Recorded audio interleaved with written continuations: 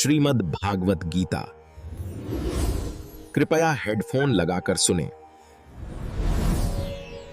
हम श्रीमद् भगवत गीता शुरू करने से पहले एक बात दिल से कहना चाहता हूं।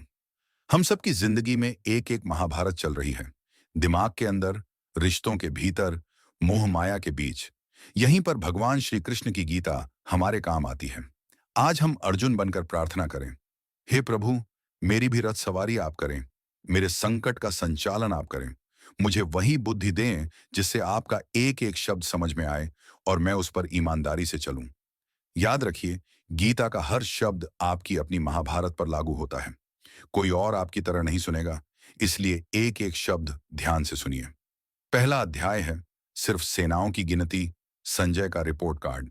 दूसरे अध्याय से असल दर्शन शुरू होता है। मैदान में अर्जुन देखता है, सामने पितामह भीष्म जिन्होंने उसे चलना सिखाया, गुरु द्रोण जिन्होंने धनुष थमाया, चाचे ताऊ, मामा ससुर, भाई बेटे सब अपने अपने रथों पर खड़े हैं। अर्जुन के हाथ कांपते हैं, गांडीव झुलकता है, मुंह सूखता है। वही हाल हमारा भी होता है, जब अपने ही नुकसान दे रहे हों फिर भी मुंह बांधे रखता है। अर्जुन कहता है, केशव, मैं न विजय चाहता हूं, न राज्य, न भोग। इन्हें मारकर मैं पाप ही पाऊंगा। यदि मुझे शस्त्र छोड़ना पड़े तो छोड़ दूं, ये मुझे मार दें तो भी स्वीकार है, पर अपनों पर हाथ न उठाऊं। यही वह क्षण है जब भगवान को बोलना पड़ता है।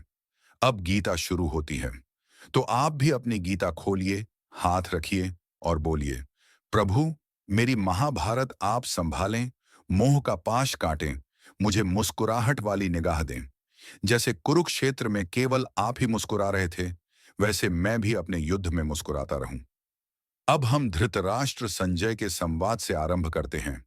धृतराष्ट्र पूछते हैं, संजय, मेरे और पांडु के पुत्र क्या कर रहे हैं? और महाभारत का पट खुलता है।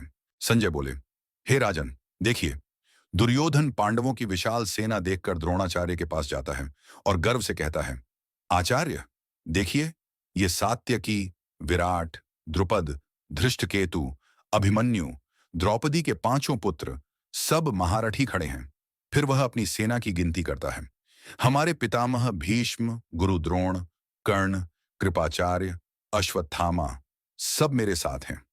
दुर्योधन सोचता है, संख्या और नाम दोनों हमारे पास हैं, जीत हमारी है।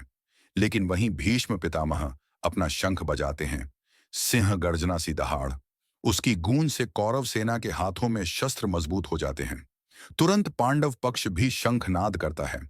श्री कृष्ण का पांचजन्य, अर्जुन का देवदत्त, भीम का पौंड्र, युधिष्ठिर का अनंत विजय सब एक साथ गूंजते हैं। आकाश पृथ्वी दोनों कांपते हैं। अब रथ मध्य में खड़ा कराया जाता है। अर्जुन कहता है, मधुसूदन, दोनों सेनाओं के बीच ले चलिए, मैं देखूं कौन युद्ध को आतुर है, कौन मुझे मारने आया है। भगवान खुद सारथी बनकर रथ ले जाते हैं। वहां अर्जुन देखता है, ताऊ चाचा, दादा नाना, गुरु, भतीजे, सगे सगे। वहीं पर उसका धनुष झुकता है, कंधे ढीलते हैं, आंखों में आंसू। वह कहता है, कृष्ण, मेरे हाथ कांप रहे हैं, गला सूख रहा है, रोमांच हो रहा है, गांडीव गिरने को है, मैं खड़ा भी नहीं रह पा रहा। इन्हें मारकर मुझे क्या मिलेगा? राज्य, भोग, तीनों लोक। पर इन्हें खोकर वह सब किस काम का? अर्जुन की आवाज में हम सब की आवाज है। जब अपने ही गलत हों तो भी मोह रोकता है। वहीं से भगवान उठते हैं और कहते हैं, अर्जुन, शोक छोड़, खड़ा हो, अब मेरी बारी है। अध्याय 2 से गीता का असल दर्शन शुरू होता है।